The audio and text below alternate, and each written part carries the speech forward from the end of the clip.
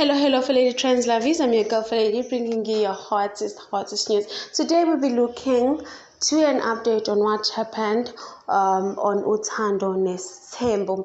Mamkhulu Maqele has coordinated an event of women in polygamy, which went very well, but it was a bit awkward. Makhumalo is the MC for the day, and Umayeni thinks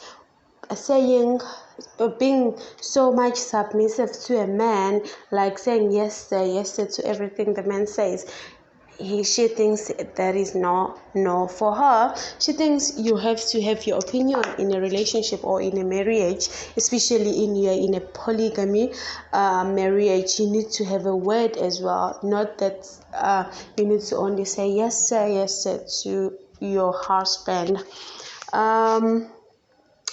And also, Maqele thinks if Umselegu passes on, it will be a mess. She thinks it will be a mess if ngenzeka Umselegu adlule emhlabeni manje nje, because everyone so basically abeko in the same page when it comes to some of the things. Yes, they are united, but in some things they're not. Umayeni actually breaks down during the interview.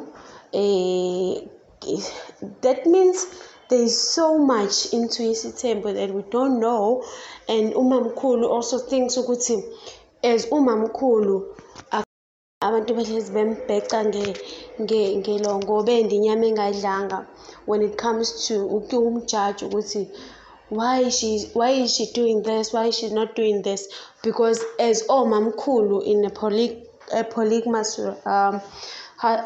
marriage, you went through a lot, you go through a lot. She actually went through a lot, accepting the other wives coming after her, and the husband Mshia, like not really Mshia, but on the new wives, or so she really thinks society shouldn't judge Mamkhulu because they go through a lot. So Umayeni cries when